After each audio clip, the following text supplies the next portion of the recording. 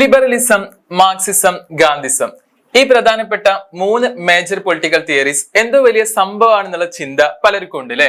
Marxism എന്തോ വലിയ സംഭവമാണ്, വളരെ ടഫാണ് പഠിക്കാൻ. ലിബറലിസം എനിക്ക് മനസ്സിലാവില്ല. ഗാന്ധിസം അതും കുറെ പഠിക്കാനുണ്ട്. ഇത്തരത്തിലുള്ള പല തെറ്റായ ധാരണകളും നിങ്ങളിൽ പലർക്കും ഉണ്ട് അല്ലെ. അപ്പൊ ഈ ഒരു ക്ലാസ് കഴിയുന്നതോടുകൂടെ ആ ഒരു ധാരണ മാറി കിട്ടുന്നതാണ്. വളരെ സിമ്പിൾ ആയിട്ടുള്ള മൂന്ന് പ്രധാനപ്പെട്ട major political theories liberalism, Marxism, Gandhism ഈ മൂന്ന് പ്രധാനപ്പെട്ട മേജർ പൊളിറ്റിക്കൽ തിയറീസ് ആണ് നമ്മുടെ NOS പൊളിറ്റിക്കൽ സയൻസിന്റെ second focus area chapter 4 major political theories എന്ന ലെസണിൽ നമുക്ക് പഠിക്കാനുള്ളത്. So welcome to a new class of political science. I'm your political science faculty Ashif. This is ഡിസോൺ ആൻഡ് ഹൈബ്രിഡ് ക്യാമ്പസ്. സോ ഇന്ന് നമ്മൾ ഡിസ്കസ് ചെയ്യാൻ പോകുന്നത് ഈ മേജർ പൊളിറ്റിക്കൽ തിയറീസിലെ പ്രധാനപ്പെട്ട ആദ്യത്തെ ലിബറലിസം എന്ന ടോപ്പിക് ആണ്. അപ്പൊ എന്താണ് ലിബറലിസം? പലർക്കും ഒരു തെറ്റായ ചിന്താധാര ഉണ്ട്. ലിബറലിസ്റ്റുകൾ എന്ന് പറയുമ്പോൾ അല്ലെങ്കിൽ ലിബറലിസം എന്ന് പറയുമ്പോൾ എന്തോ വലിയ സംഭവമാണ്, നമുക്കതൊന്നും മനസ്സിലാവില്ല എന്നൊരു ചിന്ത ഉണ്ട് അല്ലെ. പക്ഷെ നമ്മുടെ NOS സിലബസിൽ വളരെ സിമ്പിൾ ആയിട്ട് വളരെ ലളിതമായിട്ടാണ് ഈ ഒരു തിയറി നമുക്ക് പഠിപ്പിച്ചു തരുന്നത്. സോ നമുക്ക് നോക്കാം എന്താണ് ലിബറലിസം. സിമ്പിൾ ആയിട്ട് പറയുകയാണെങ്കിൽ ഒരു വ്യക്തിക്ക് അവന്റെ ഇഷ്ടം പോലെ ജീവിക്കാനുള്ള സ്വാതന്ത്ര്യത്തെയാണ് നമ്മൾ എന്ത് പറയാ, ലിബറലിസം എന്ന് പറയാം. അഥവാ സ്റ്റേറ്റ് അമിതമായിട്ട് ആ വ്യക്തിയിൽ ഇടപെടരുത്. ഒരു വ്യക്തിക്ക് അവന്റെ ഇഷ്ടം പോലെ ജീവിക്കാനുള്ള സ്വാതന്ത്ര്യം, എനിക്ക് എന്റെ ഇഷ്ടം പോലെ ജീവിക്കാനുള്ള സ്വാതന്ത്ര്യത്തെയാണ് ലിബറലിസം എന്ന് പറയാം. സ്റ്റേറ്റ് എന്റെ വിഷയത്തില് അല്ലെങ്കിൽ എന്റെ സ്വാതന്ത്ര്യത്തില് അമിതമായിട്ട് ഇടപെടരുത്. ഇപ്പൊ ഞാനൊരാൾക്ക് ഹനിക്കുന്ന, ഒരാളെ ഉപദ്രവിക്കുന്ന എന്തെങ്കിലും കാര്യം ചെയ്യുമ്പോൾ മാത്രം സ്റ്റേറ്റ് ഇടപെട്ടാൽ മതി. അല്ലാത്ത വിഷയങ്ങളിലൊക്കെ എനിക്ക് എന്റെ ഇഷ്ടം പോലെ ജീവിക്കാനുള്ള സ്വാതന്ത്ര്യത്തെയാണ് എന്ത് പറയാ, ലിബറലിസം എന്ന് പറയാം. നിങ്ങൾക്ക് നിങ്ങളുടെ ഇഷ്ടം പോലെ ജീവിക്കാനുള്ള സ്വാതന്ത്ര്യത്തെയാണ് ലിബറലിസം എന്ന് പറയാ. സ്റ്റേറ്റ് നമ്മുടെ വിഷയങ്ങളിൽ അഥവാ ഓരോ വ്യക്തിയുടെയും വിഷയത്തില് സ്റ്റേറ്റ് അമിതമായിട്ട് ഇടപെടരുത് എന്ന കോൺസെപ്റ്റ് ആണ്, എന്ന ആശയമാണ് എന്ത്, ലിബറലിസം. സിമ്പിൾ ആണല്ലോ. അപ്പൊ നമുക്ക് കുറച്ചും കൂടി ഒരു നല്ല മലയാളത്തിൽ നോക്കാം. നിങ്ങൾക്ക് ഒരു ടെക്സ്റ്റ് കാണാം. സ്വാതന്ത്ര്യം എന്ന അർത്ഥം വരുന്ന ലിബർ എന്ന ലാറ്റിൻ പദത്തിൽ നിന്നാണ് ലിബറലിസത്തിന്റെ വരവ്. ഇപ്പൊ ലിബർ എന്ന് പറയുമ്പോൾ സ്വാതന്ത്ര്യം എന്നാണ് അർത്ഥം. അപ്പൊ സ്വാതന്ത്ര്യം എന്ന അർത്ഥം വരുന്ന ലിബർ എന്ന ലാറ്റിൻ പദത്തിൽ നിന്നാണ് ലിബറലിസത്തിന്റെ വരവ്. പ്രധാനപ്പെട്ട രണ്ട് ആശയങ്ങളാണ് വ്യക്തി സ്വാതന്ത്ര്യം, ജനാധിപത്യം എന്നിവയാണ് ലിബറലിസത്തിന്റെ പ്രധാനപ്പെട്ട രണ്ട് ആശയങ്ങൾ. നമ്മൾ പറഞ്ഞു വ്യക്തി സ്വാതന്ത്ര്യം എന്ന് പറഞ്ഞാൽ എന്താ, വ്യക്തിക്ക് പൂർണ്ണമായിട്ടുള്ള സ്വാതന്ത്ര്യം കൊടുക്കുക. അമിതമായിട്ട് സ്റ്റേറ്റ് വ്യക്തിയുടെ കാര്യത്തിൽ ഇടപെടരുത്. വ്യക്തിക്ക് പൂർണ്ണമായിട്ട് സ്വാതന്ത്ര്യം കൊടുക്കണം. അത് ആ ഒരു വ്യക്തി സ്വാതന്ത്ര്യം, അതുപോലെ തന്നെ ജനാധിപത്യം എന്നിവയാണ് ലിബറലിസത്തിന്റെ പ്രധാനപ്പെട്ട രണ്ട് ആശയങ്ങൾ. എന്താണ് ജനാധിപത്യം? നമുക്കൊക്കെ അറിയാം അല്ലെ, നമ്മുടെ ഇന്ത്യ ജനാധിപത്യ രാജ്യമാണ്. നമ്മളൊരു ജനാധിപത്യ രാജ്യത്താണ് ജീവിക്കുന്നത് അല്ലെ. അപ്പൊ ജനങ്ങളാണ് ആര് ഭരിക്കണം എന്ന് തീരുമാനിക്കുന്നതും ആര് ഭരിക്കണ്ട എന്ന് തീരുമാനിക്കുന്നതൊക്കെ ജനങ്ങളാണ്. അത് ജനങ്ങൾക്ക് സ്വാതന്ത്ര്യം ഉണ്ട് അല്ലെ. അപ്പൊ ഈ രണ്ട് ആശയങ്ങളാണ് ലിബറലിസത്തിന്റെ പ്രധാനപ്പെട്ട രണ്ട് ആശയങ്ങൾ. ഏതൊക്കെയാണ്? വ്യക്തി സ്വാതന്ത്ര്യം, ജനാധിപത്യം എന്നിവയാണ് ലിബറലിസത്തിന്റെ രണ്ട് പ്രധാനപ്പെട്ട ആശയങ്ങൾ. അതുപോലെ വ്യക്തിയുടെ മേലുള്ള സ്റ്റേറ്റിന്റെ അമിതമായിട്ടുള്ള ഇടപെടലുകളെ ഇത് തടയുന്നു. ക്ലിയർ ആയിട്ട് ഇവിടെ എഴുതിയിട്ടുണ്ട്. ഒരു വ്യക്തിക്ക് പൂർണ്ണമായിട്ടുള്ള സ്വാതന്ത്ര്യമുണ്ട്, വ്യക്തി അവന്റെ ഇഷ്ടം പോലെ ജീവിക്കട്ടെ, സ്റ്റേറ്റ് അമിതമായിട്ട് വ്യക്തിയുടെ വിഷയത്തിൽ ഇടപെടരുത് എന്ന കോൺസെപ്റ്റ്, എന്ന ആശയത്തെയാണ് നമ്മൾ എന്ത് പറയുന്നത്, ലിബറലിസം എന്ന് പറയുന്നത്. സോ ക്ലിയർ ആയല്ലോ, സിമ്പിൾ അല്ലേ? ഇനി ലിബറലിസം എന്തോ വലിയ സംഭവമാണെന്നുള്ള ചിന്ത നിങ്ങൾക്ക് ഉണ്ടാവോ? ഇല്ല, വളരെ സിമ്പിൾ ആണ് അല്ലെ. അപ്പൊ 2 മാർക്കിനൊക്കെ പലപ്പോഴും പ്രീവിയസ് ക്വസ്റ്റ്യൻ പേപ്പറിലൊക്കെ ചോദിച്ചിട്ടുണ്ട്, ഡിഫൈൻ ലിബറലിസം. ലിബറലിസം എന്താണെന്ന് എഴുതൂ, അത് ഡിഫൈൻ ചെയ്യൂ. 2 മാർക്കിന് ചോദിച്ചിട്ടുണ്ട്. അപ്പൊ അത്തരത്തില് 2 മാർക്കിനൊക്കെ ചോദിക്കുമ്പോൾ വളരെ സിമ്പിൾ ആയിട്ട് നിങ്ങൾക്ക് എഴുതാനുള്ള ഒരു രീതി, ആ ഒരു പാറ്റേൺ ഇവിടെ കൊടുത്തിട്ടുണ്ട്, ഈ ടെക്സ്റ്റ് ഉണ്ട്. അപ്പൊ അതൊന്ന് മനസ്സിലാക്കി വെക്കുക കേട്ടോ. 2 മാർക്കിനൊക്കെ ചോദിക്കുമ്പോൾ ഇത്ര മാത്രം എഴുതിയാൽ മതി. ഇനി മറിച്ച് നമ്മളോട് ഒരു 6 മാർക്കിന് ഒരു 5 മാർക്കിനൊക്കെ ചോദിക്കുമ്പോൾ നമുക്ക് കുറച്ചും കൂടി എഴുതണം അല്ലെ. ഇത്ര എഴുതിയാൽ മതിയോ? ഇല്ല, കുറച്ചും കൂടി അതിന്റെ ഫീച്ചേഴ്സ് മനസ്സിലാക്കണം. അപ്പൊ നമുക്ക് നോക്കാം മെയിൻ ഫീച്ചേഴ്സ് ഓഫ് ലിബറലിസം. ഇപ്പൊ ലിബറലിസം എന്താണെന്ന് നമ്മൾ പറഞ്ഞു. ഇനി ലിബറലിസത്തിന്റെ മെയിൻ ഫീച്ചേഴ്സ് നോക്കാം. First one, individual liberty. എന്താ ഇൻഡിവിജ്വൽ ലിബർട്ടി പറഞ്ഞാൽ? നമ്മൾ മുകളിൽ പഠിച്ചു എന്താ, വ്യക്തി സ്വാതന്ത്ര്യം. അതിന്റെ ഇംഗ്ലീഷ് ആണ് കേട്ടോ. ഇൻഡിവിജ്വൽ ലിബർട്ടി, വ്യക്തി സ്വാതന്ത്ര്യം. വ്യക്തി സ്വാതന്ത്ര്യത്തെ ലിബറലിസം എന്ത് ചെയ്യുന്നുണ്ട്, പ്രോത്സാഹിപ്പിക്കുന്നുണ്ട്. സ്റ്റേറ്റിന്റെ അമിതമായിട്ടുള്ള ഇടപെടലുകളെ ഇത് തടയുന്നു. നമ്മൾ പറഞ്ഞ കാര്യം തന്നെയാണ്. ലിബറലിസം എന്ന് പറയുമ്പോൾ ഒരു വ്യക്തിക്ക് അവന്റെ ഇഷ്ടം പോലെ ജീവിക്കാനുള്ള സ്വാതന്ത്ര്യമാണ്. വ്യക്തി സ്വാതന്ത്ര്യത്തെ എന്ത് ചെയ്യുന്നുണ്ട്, ലിബറലിസം പ്രോത്സാഹിപ്പിക്കുന്നുണ്ട്. സ്റ്റേറ്റ് അഥവാ രാഷ്ട്രം അമിതമായിട്ട് വ്യക്തിയുടെ കാര്യങ്ങളിൽ ഇടപെടരുതെന്നാണ് ലിബറലിസം എന്ന ആശയം. ഓക്കെ, ക്ലിയർ ആയല്ലോ. ഇനി സെക്കൻഡ് ഫീച്ചർ ആണ് ഇൻഡിവിജ്വൽ സെൻട്രൽ തിയറി. എന്താണ് ഇൻഡിവിജ്വൽ സെൻട്രൽ തിയറി? ലിബറലിസം വ്യക്തിയിൽ ആരംഭിക്കുകയും വ്യക്തിയിൽ അവസാനിക്കുകയും ചെയ്യുന്നു. ലിബറലുകൾക്ക് വ്യക്തിയാണ് എല്ലാ പ്രവർത്തനങ്ങളുടെയും കേന്ദ്രം. നമ്മളിപ്പോ ഇങ്ങനെ കുറെ നേരമായിട്ട് ഈ വീഡിയോയിൽ എന്താ പറഞ്ഞുകൊണ്ടിരിക്കുന്നത്, വ്യക്തി വ്യക്തി വ്യക്തി. എന്താ ലിബറലിസ്റ്റുകൾ എന്താണ്? വ്യക്തിയിൽ ആരംഭിക്കുകയും വ്യക്തിയിൽ അവസാനിക്കുകയും ചെയ്യുന്നു. എല്ലാം വ്യക്തി സ്വാതന്ത്ര്യം കൊടുക്കണം, വ്യക്തികൾക്ക് ജനാധിപത്യം കൊടുക്കണം. അപ്പൊ എല്ലാ കാര്യങ്ങളും വ്യക്തിയാണ്. സ്റ്റേറ്റിന് അമിതമായിട്ടുള്ള പ്രാധാന്യം ഇല്ല. സ്റ്റേറ്റ് വ്യക്തിയിൽ അങ്ങനെ അമിതമായിട്ട് ഇടപെടരുത്. വ്യക്തിയിൽ ആരംഭിക്കുകയും വ്യക്തിയിൽ അവസാനിക്കുകയും ചെയ്യുന്ന ഒരു കോൺസെപ്റ്റ് ആണ് ലിബറലിസം. അതാണ് ഇൻഡിവിജ്വൽ സെൻട്രൽ തിയറി എന്ന് പറയുന്നത്. ലിബറലിസം വ്യക്തിയിൽ ആരംഭിക്കുകയും വ്യക്തിയിൽ അവസാനിക്കുകയും ചെയ്യുന്നു. ലിബറലുകൾക്ക് എല്ലാ പ്രവർത്തനങ്ങളുടെയും കേന്ദ്രം എന്താണ്? വ്യക്തിയാണ് പ്രധാനം. വ്യക്തിയുടെ ഇഷ്ടമാണ് പ്രധാനം. അതുകൊണ്ടാണ് ഈ വീഡിയോയിൽ ഞാൻ വ്യക്തി എന്ന് കുറെ നേരം ആവർത്തിച്ച് പറയുന്നത്. ഓക്കെ, ഇനി next one, capitalist economy. Liberalism എന്ന ആശയത്തോട് കൂട്ടുനിൽക്കുന്ന അല്ലെങ്കിൽ മുതലാളിത്ത സമ്പദ് വ്യവസ്ഥയെ ലിബറലിസം പ്രോത്സാഹിപ്പിക്കുന്നുണ്ട്. ഇപ്പൊ എന്താണ് മുതലാളിത്ത സമ്പദ് വ്യവസ്ഥ? മുതലാളിമാർക്ക് കുറെ സമ്പത്ത് ഉണ്ടാവും, അവർ തൊഴിലാളിമാരെ പണിയെടുപ്പിക്കുന്നു അല്ലെ. അപ്പൊ അത് മുതലാളിമാരുടെ സ്വാതന്ത്ര്യമാണ്, അവർക്ക് അവരുടെ ഇഷ്ടം പോലെ ചെയ്യാം. വ്യക്തി സ്വാതന്ത്ര്യം ഉണ്ട്, സ്റ്റേറ്റ് അതിൽ അമിതമായിട്ട് ഇടപെടരുത് എന്നതാണ് ലിബറലിസത്തിന്റെ ആശയം. അപ്പോ ക്യാപിറ്റലിസ്റ്റ് എക്കണോമി, മുതലാളിത്ത സമ്പദ് വ്യവസ്ഥ എന്ത് ചെയ്യുന്നുണ്ട്? ലിബറലിസം പ്രോത്സാഹിപ്പിക്കുന്നുണ്ട്. ഓർത്തു വെക്കണേ, ലിബറലിസം മുതലാളിത്ത സമ്പദ് വ്യവസ്ഥയെ, ക്യാപിറ്റലിസ്റ്റ് എക്കണോമിയെ പ്രോത്സാഹിപ്പിക്കുന്നുണ്ട്. പലപ്പോഴും വൺ വേർഡ് നമുക്ക് ചോദിക്കാറുണ്ട്. അപ്പോ ക്യാപിറ്റലിസ്റ്റ് എക്കണോമിയെ ലിബറലിസം പ്രോത്സാഹിപ്പിക്കുന്നുണ്ട് എന്ന് നോട്ട് ചെയ്യാം. ഓക്കെ, ഇനി നെക്സ്റ്റ് ഫീച്ചർ നോക്കാം. Limited States. നമ്മൾ പറഞ്ഞുകൊണ്ടിരിക്കുന്ന കാര്യം തന്നെയാണ്.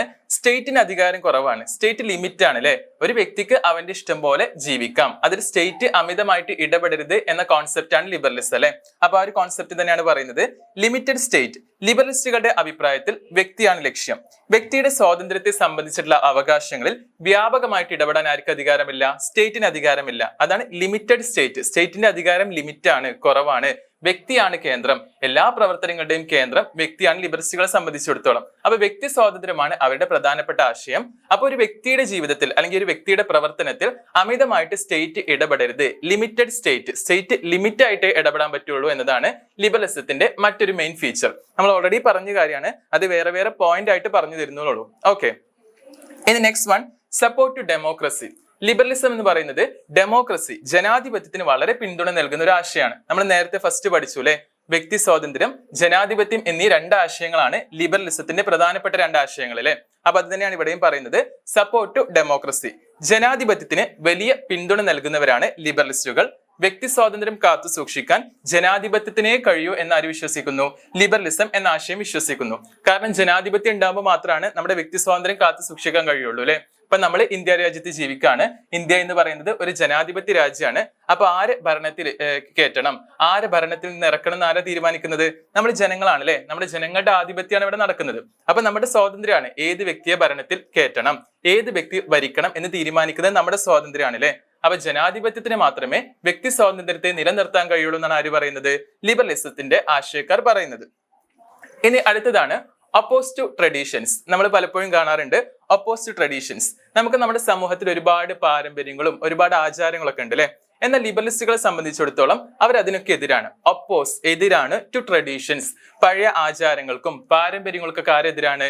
ലിബറലിസ്റ്റുകൾ എതിരാണ്. അതാണ് പറയുന്നത്.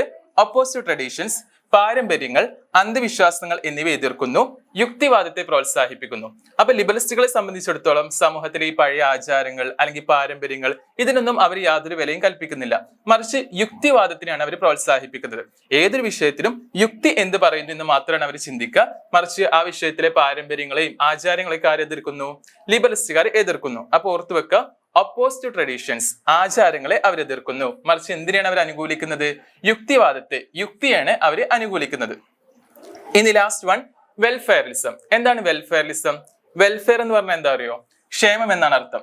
അപ്പൊ വെൽഫെയറിസം എന്ന് പറയുമ്പോൾ സംസ്ഥാനം ജനങ്ങളുടെ ക്ഷേമത്തിനായിട്ട് പ്രവർത്തിക്കുന്നു എന്ന ആശയമാണ് വെൽഫെയറിസം. അപ്പൊ ഒരിക്കലും സ്റ്റേറ്റ് ഒരു വ്യക്തിയുടെ കാര്യത്തിൽ അമിതമായിട്ട് ഇടപെടാതെ ആ വ്യക്തിക്ക് നല്ലതിന് വേണ്ടിയിട്ട്, ആ വ്യക്തിയുടെ ക്ഷേമത്തിന് വേണ്ടിയിട്ട്, സാമൂഹികവും സാമ്പത്തികവും രാഷ്ട്രീയപരമായിട്ടുള്ള ആ വ്യക്തിയുടെ ക്ഷേമത്തിന് വേണ്ടിയിട്ടാണ് സംസ്ഥാനം പ്രവർത്തിക്കേണ്ടത്, സ്റ്റേറ്റ് പ്രവർത്തിക്കേണ്ടത്.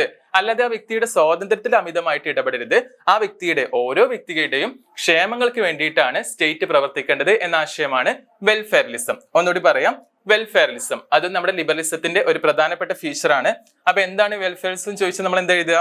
സംസ്ഥാനം അഥവാ സ്റ്റേറ്റ് ജനങ്ങളുടെ ക്ഷേമത്തിനായിട്ട് പ്രവർത്തിക്കുന്നു എന്ന ആശയത്തെയാണ് നമ്മൾ എന്ത് പറയാ?